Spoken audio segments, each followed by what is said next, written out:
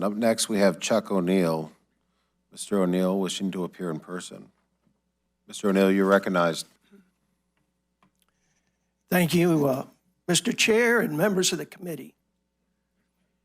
We've heard a lot today on both sides of this issue, and I appreciate the position that you're in. How do you decide when you have points on both sides that are equally serious? In this case, though, we've heard a lot about Franklin County, and we've heard a little bit about Liberty County. But this is not the Franklin County Commission. This is the Florida legislature. We're talking about a bill here that would become law across the entire state, not Franklin County. The remedies for Franklin County being applied to the state of Florida are overly broad. Overly broad. There was a question about numbers. And thank you for the 7-year-old to talk about it. 4,000 bears, 4,000 bears, 4,000 Florida black bears, a subspecies, a unique subspecies, 4,000 black bears on the entire planet. And what we're talking about here is passing a bill that would empower 22 million Floridians to shoot a bear if they feel threatened. And yes, threatened, their life threatened, they can shoot a bear if their life is threatened now, under questioning the sponsor, if their life was threatened, later on, if their property was threatened. If you go to Black's Law Dictionary and look up threatened, it doesn't talk about your life being threatened. Threatened is very broad, overly broad.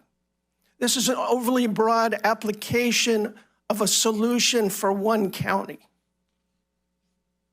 One county. In 2015, the top biologist for FWC designed a hunt for 3,775 hunters. They said that 260 bears would be killed in a week-long hunt. 260 bears were killed in the first day, most of them by noon. So fortunately, the FWC had a circuit breaker. They said the executive director could step in and shut down the hunt if it were to go over the projected number, which it did in the first day. And he did shut down that hunt. Where is the circuit breaker in this bill? Where is that circuit breaker? How many bears will be killed by the 22 million people who are empowered by this bill to shoot a bear? Who can stop it?